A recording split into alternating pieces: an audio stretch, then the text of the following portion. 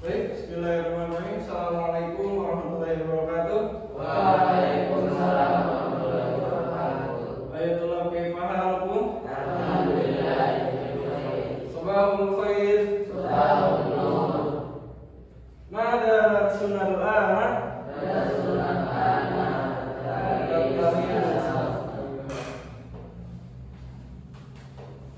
Qabla sanatul darsul jadid sanaqra ad-daftar betul hadir man dzukira ismuhu falyaqul hadir. Ahmad Ison, Rangga Hadir. Wira, Hadir. Ilham, Atta, Hadir. Iksa, Hadir. Idris. Hadir.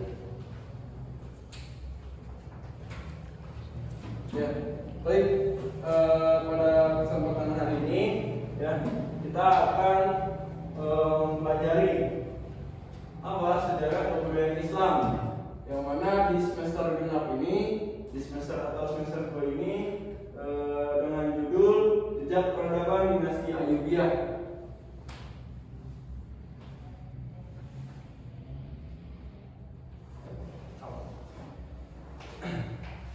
Proses berdirinya dinasti Ayyubiyah.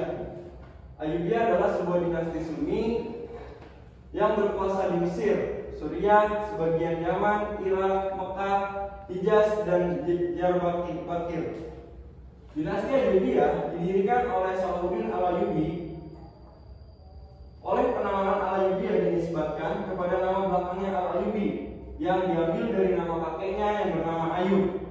Nama besar dinasti ini diperoleh sejak Salahuddin Yusuf Al-Ayyubi berhasil mendirikan kesultanan yang bermazhab Sunni, menggantikan Kesultanan Fatimiyah yang bermazhab Syiah. Jadi ketika mazhab Fatimiyah yang bermazhab Syiah maksudnya, ya, itu telah dikalahkan, ya, telah hilang, lalu digantikan dengan dinasti Ayyubiyah yang didirikan oleh siapa? Didirikan oleh Salahuddin Al-Ayyubi. Kenapa dinamakan dinasti Ayyubiyah? Yang diambil dari nama kakeknya di belakangnya, yaitu Al-Ayyubi.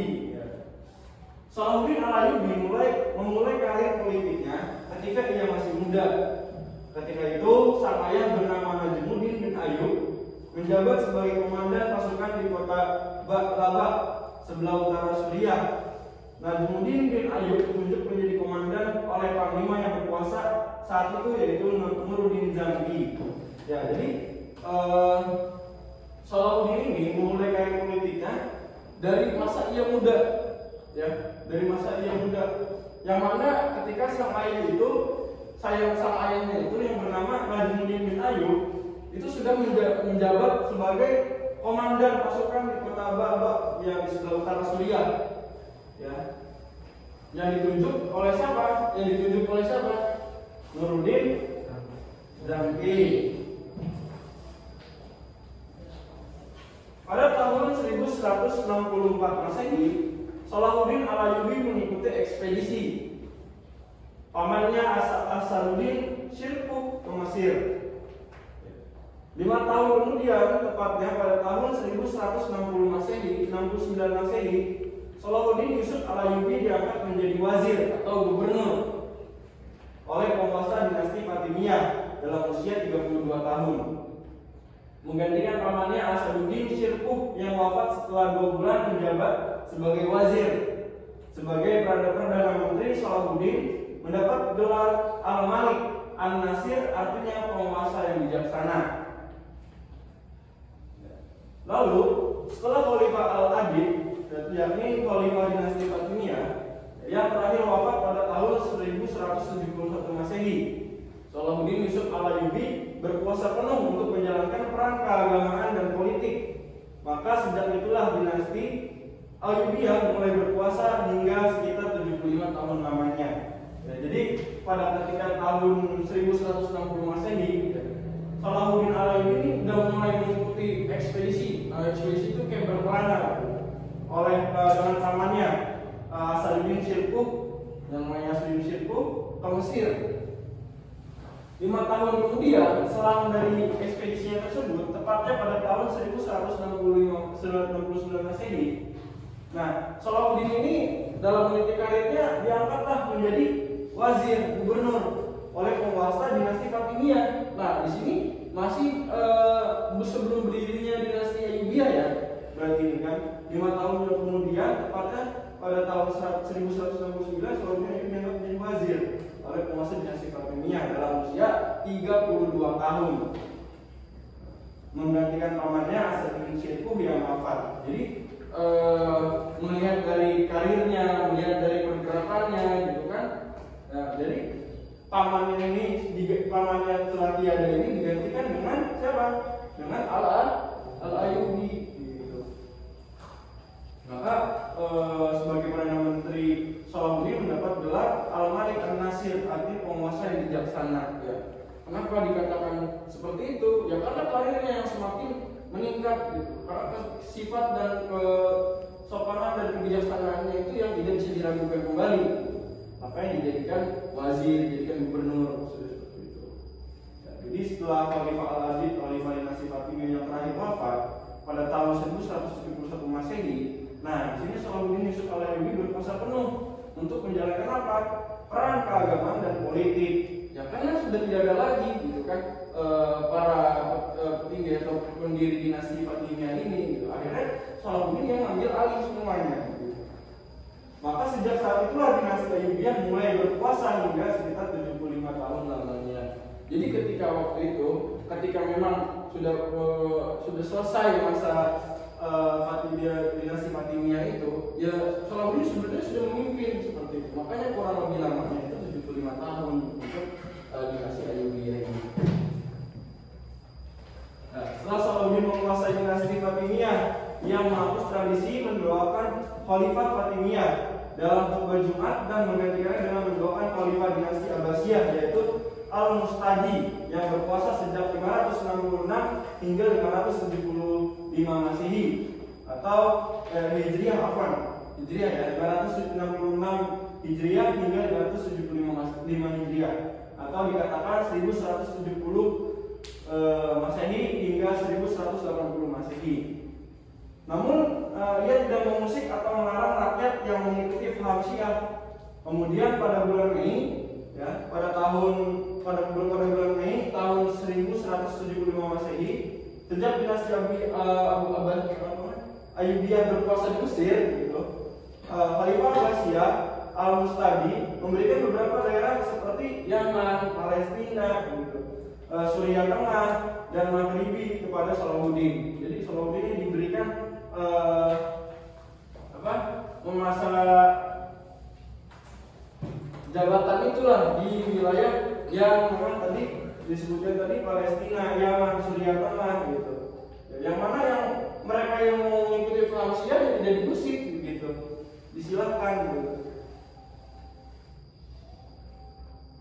Selama satu dasawarsa atau 10 tahun kepemimpinannya, kemudian ia berhasil menaklukkan Mesopotamia atau disebut Iran ya, dan berhasil mengangkat para penguasa setempat menjadi pemimpinnya.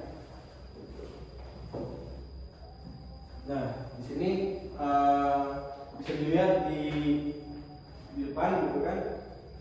Jadi pada di sini itu ada para penguasa dinasti Ayyubiyah ya, yang mana kurang lebih 75 tahun dinasti Ayyubiyah yang berkuasa, terdapat 9 orang penguasa, yakni bagi berikut. Yang pertama Salahuddin Yusuf Al-Ayyubi ya. Ketika beliau itu memiliki masa jabatan 564 Masehi Hijriah hingga 589 Hijriah ya, atau 1171 Masehi hingga 1193 Masehi, dengan jumlah masa jabatannya kurang lebih selama 20, ada yang tahu berapa tahun? 25 tahun. Yang kedua ada Malik Al-Aziz Imaduddin ya. Saya langsung sampaikan aja untuk tahunnya kita ambil Masehi ya, 1193 Masehi hingga 1198 Masehi, yang kurang lebih lamanya berapa? 5 atau 7? 5. 5 tahun. Ya. Malik Al-Mansur Nasiruddin, ya, yang menjabat dari 1998 hingga 1200 Masehi.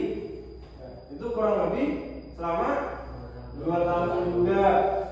Malik Al-Adil Saifuddin, ya, menjabat dari 1200 hingga 1218 Masehi, kurang lebih berapa lamanya?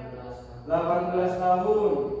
Malik Al-Kamil Muhammad dari 1218 hingga 1238 Masehi, kurang lebih berapa tahun? Berapa? 20 tahun. Malik Al-Adil Saifuddin dari 1238 hingga 1240 Masehi, kurang lebih berapa tahun? 2 tahun. Malik As-Saleh Najmuddin dari 1240 Masehi hingga 1249 Masehi, kurang lebih 9 tahun namanya. Malik Al-Muzam Turan Shah, yang mana menjabat dari 1249 hingga 1250 Masehi, kurang lebih lamanya 1 tahun. Dan terakhir Malik Al-Ashraf Al-Muzaffaruddin, ya, pada tahun 1250 Masehi hingga 1252 Masehi, kurang lebih masa jabatannya juga 2 tahun.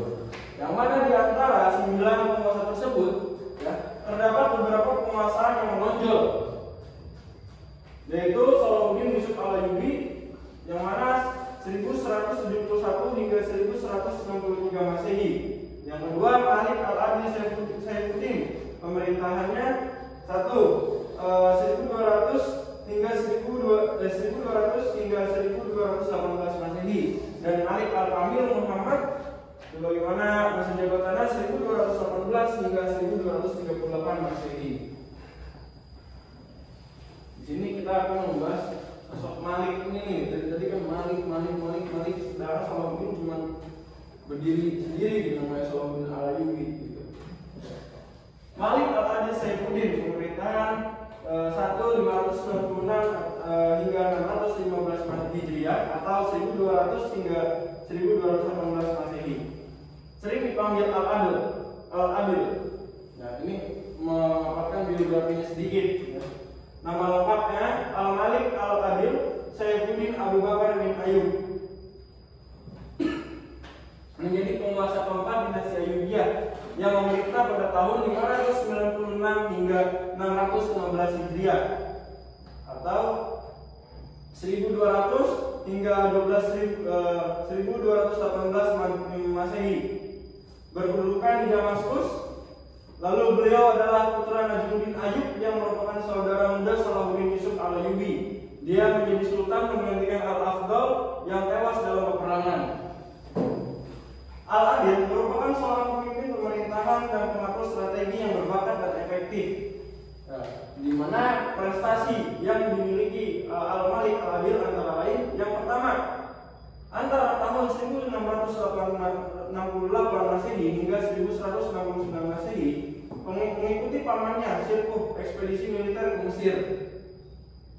2. Tahun 1174 Masehi menguasai Mesir atas nama Salahuddin Yusuf Al-Ayyubi. Sedangkan Salahuddin Yusuf Al-Ayyubi mengembangkan pemerintahan di Damaskus. Yang ketiga, tahun 1169 Masehi dapat memadamkan pemberontakan orang-orang Kristen Koptik di Kiev, Mesir.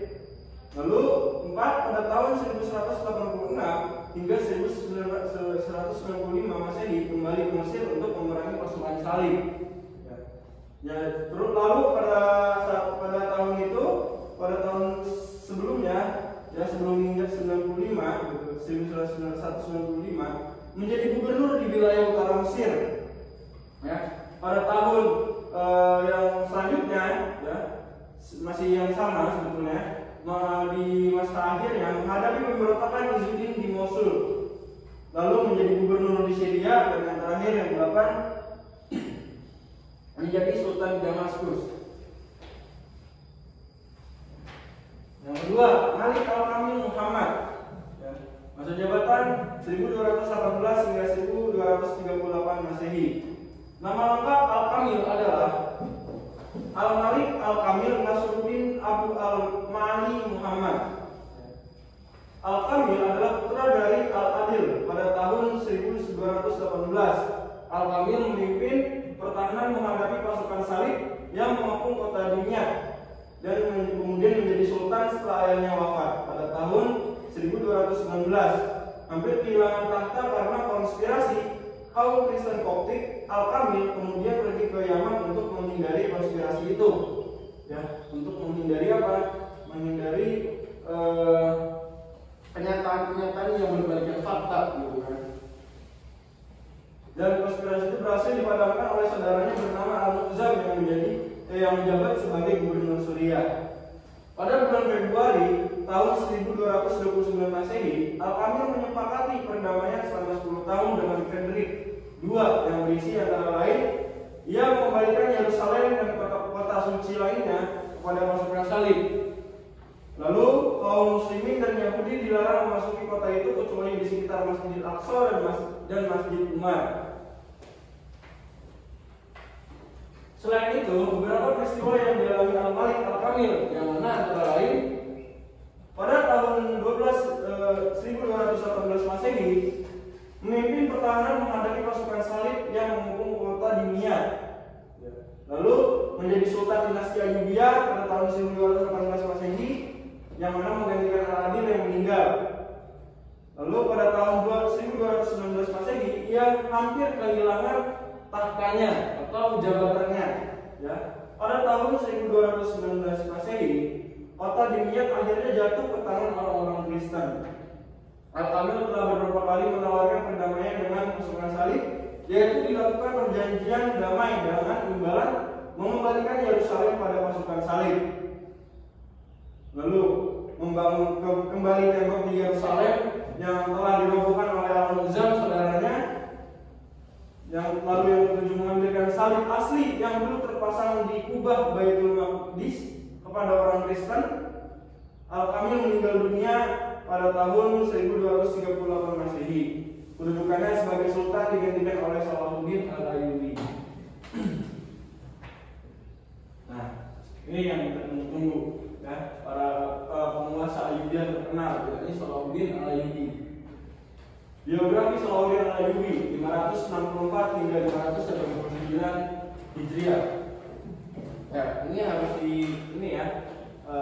ada sebagian yang harus antum perhatikan gitu. Nanti akan ada pertanyaan. Jika memang antum tidak ada pertanyaan, mungkin bisa bertanya gitu. Ya, nama lengkap Salahuddin Yusuf Al-Ayyubi Abdul Muzaffar Yusuf bin Najmuddin bin Ayyub. Salahuddin Al-Ayyubi berasal dari bangsa Kurdi. Ya. Salahuddin berasal dari bangsa Kurdi. Ya. Ayahnya bernama Najmuddin Ayyub. Siapa nama ayahnya? Najmuddin Ayyub. Dan pamannya Asaduddin Syirkuh. Pamannya namanya Asaduddin Syirkuh. Yang hijrah meninggalkan kampung halamannya dekat Danau Van dan dipindah ke daerah Turki, Tirkit, Irak. Salahuddin lahir di benteng Tirkit, Irak tahun 532 Hijriah hingga atau 1137 Masehi. Ketika ayahnya menjadi penguasa benteng Seljuk di Tirkit, saat itu baik ayahnya atau pamannya mengabdi kepada Imaduddin Zanki, yakni gubernur Seljuk untuk kota Mosul, Irak. Ketika Imaduddin berhasil merebut wilayah Baalbek, Lebanon tahun 534 Hijriah atau 1139 Masehi, Najmuddin Ayyub ini diangkat menjadi gubernur Baalbek dan menjadi pembantu dekat Raja Suriah Nuruddin Mahmud. Ya, jadi pada kenyataan yang cerita sedetailnya gitu kan, bahwasanya ayahnya ini mendapat jabatan ini ketika bersama ayah dulu. Untuk apa? Untuk merebut wilayah Baalbek. Gitu. Dimulai dari lihat dari karirnya, dari cara bagaimana untuk kepemimpinannya, mengatur strategi dan lain sebagainya, gitu kan. Dijadikanlah oleh siapa? Imaduddin Zanki menjadi gubernur di Baalbek, gitu kan. Yang mana menjadi pembantu dekat Raja Suriah Nuruddin Mahmud. Pendidikan masa kecilnya Salahuddin. Salahuddin dididik ayahnya untuk menguasai sastra, ilmu kalam, menghafal Al-Quran, dan ilmu hadis di madrasah. Dalam buku-buku sejarah dituturkan bahwa cerita awal Salahuddin ialah menjadi orang yang ahli di bidang ilmu agama Islam, atau disebut sekarang adalah siapa? Ulama. Ya. Ia senang berdiskusi tentang ilmu kalam, Al-Quran, fikih, dan hadis. Ya, jadi di samping beliau juga punya kebijaksanaan dan lain sebagainya, pasti mempunyai bekal dan ilmu. Ya, ilmu yang beliau punya dari semasa kecilnya adalah beliau gemar untuk mempelajari ilmu agama Islam. Ya, tentang ia senang berdiskusi tentang apa? Ilmu kalam, Al-Quran, fikih, dan hadis. Selain mempelajari ilmu agama, Salahuddin mengisi masa mudanya dengan menekuni teknik perang. Udah paham ilmu agama, gitu kan? Udah gitu juga mempelajari ilmu teknik perang, gitu, strategi maupun politik. Lalu setelah itu Salahuddin melanjutkan pendidikannya di Damaskus untuk mempelajari teologi Sunni selama 10 tahun dalam lingkungan Istana Nuruddin. Jadi masa mudanya ini Salahuddin ini tidak hanya belajar bagaimana caranya berperang, melainkan beliau juga Salahuddin mempunyai bekal ilmu seperti apa tadi dikatakan ilmu agama Islam tadi gitu. Ada beliau Salahuddin belajar tentang ilmu kalam, Al-Quran, fikih, dan hadis. Lalu setelah itu Salahuddin mempelajari teknik untuk perang, strategi maupun politik gitu.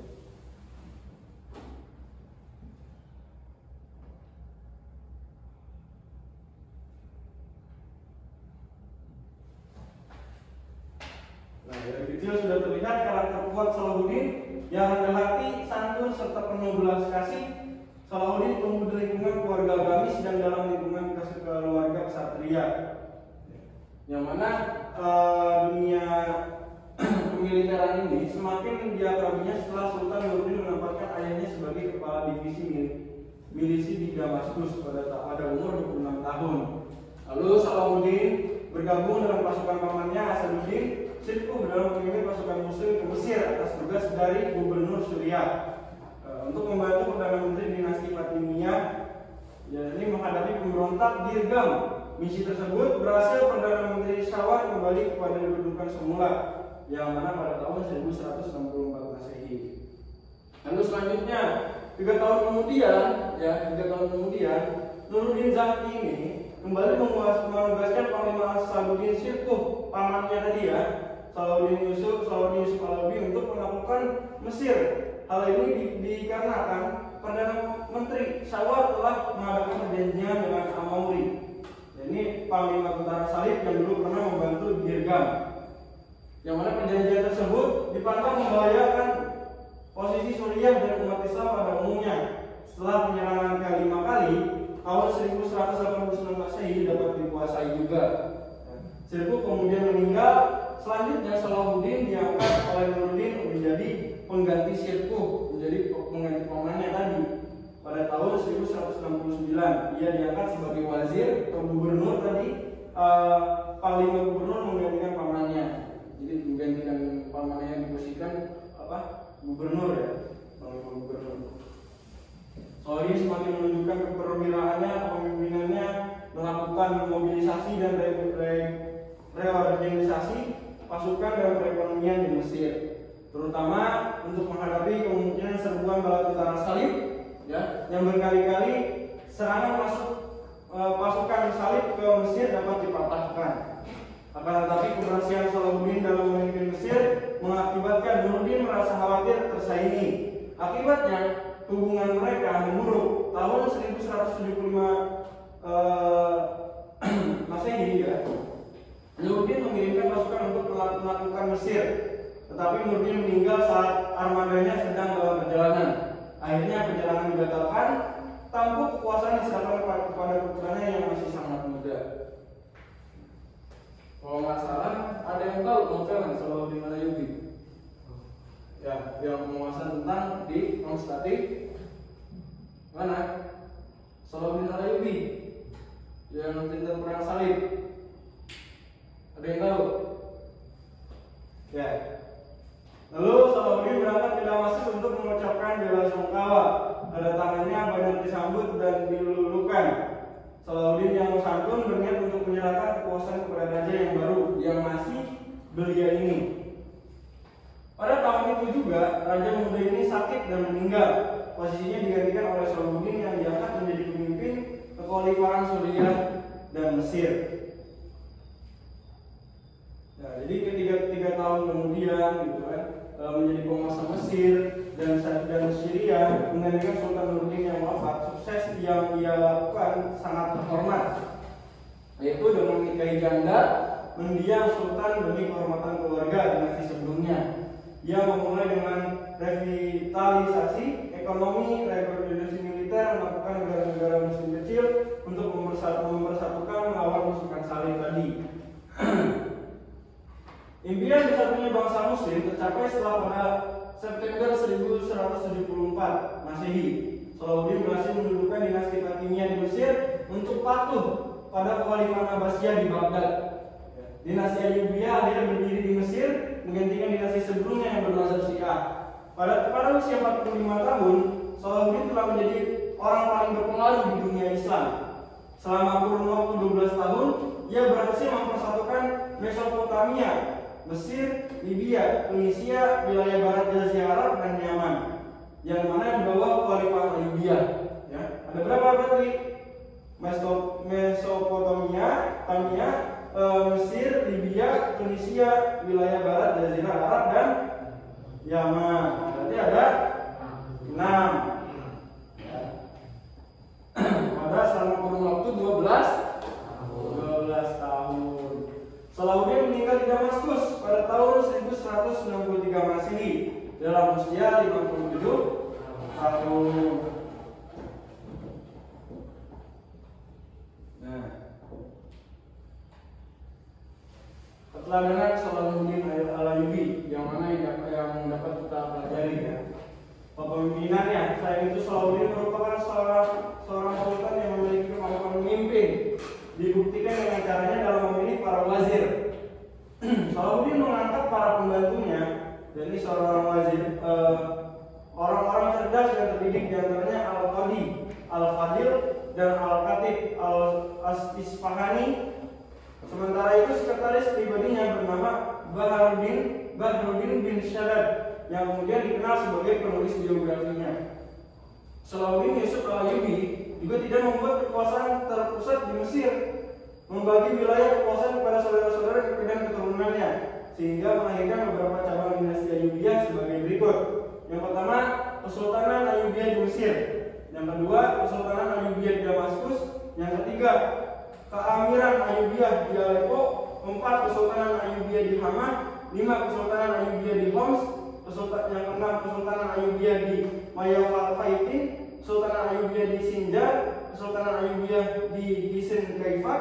Kesultanan Ayyubiyah di Yaman. Keamiran Ayyubiyah di Kerat.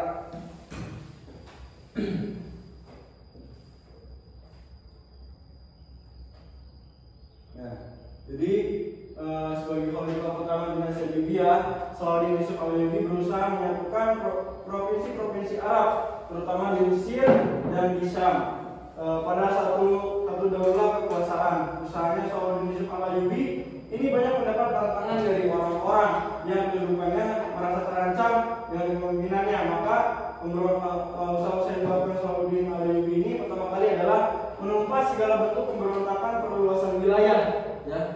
Yang pertama kali Salahuddin lakukan adalah di dalam masa jabatannya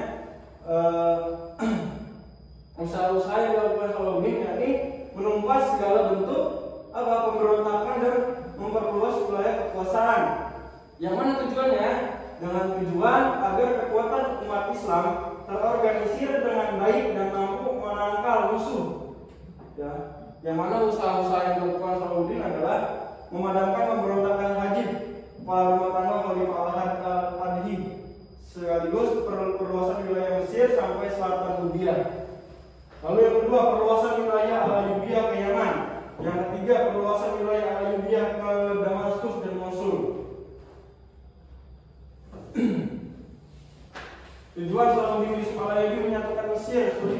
Kubah, Yaman, Tripoli, dan wilayah-wilayah yang lainnya, yakni di bawah pengaruh Al-Ayyubiyah, adalah terjadinya koalisi umat Islam yang kuat dalam melawan gempuran-gempuran tentara salib.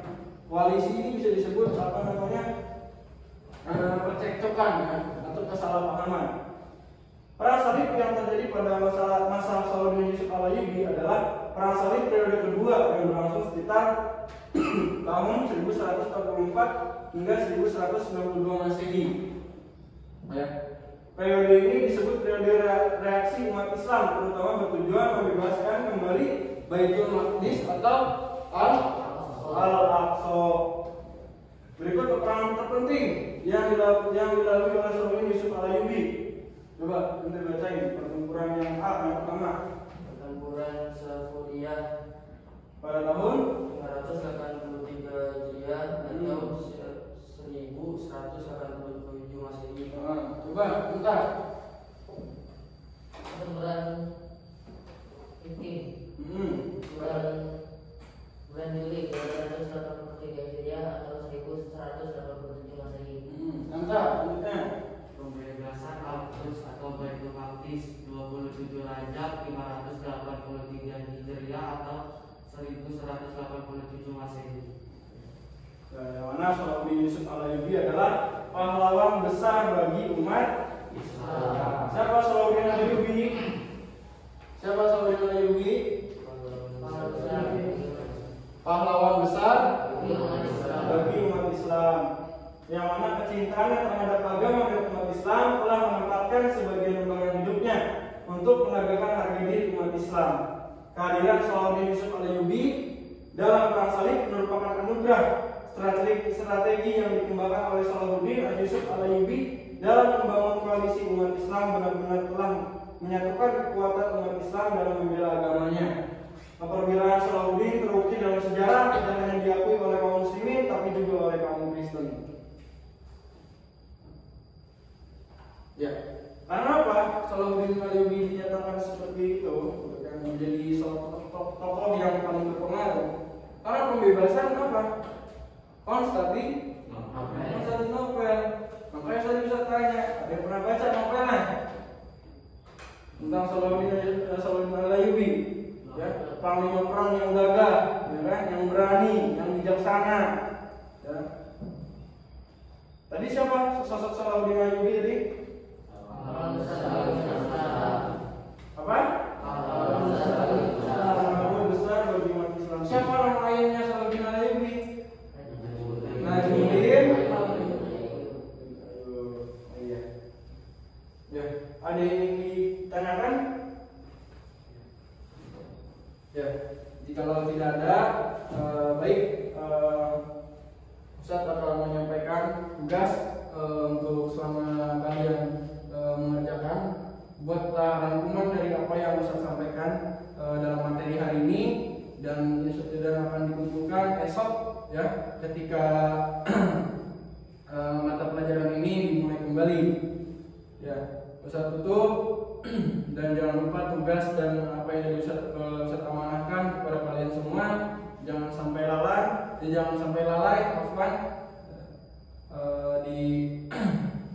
selalu dalam keadaan yang memang harus sehat-sehat selalu di masa seperti ini dan jangan lalai untuk membersihkan badan dan juga cuci tangan. Akhirul kalam, syukran dan ini wassalamualaikum warahmatullahi wabarakatuh.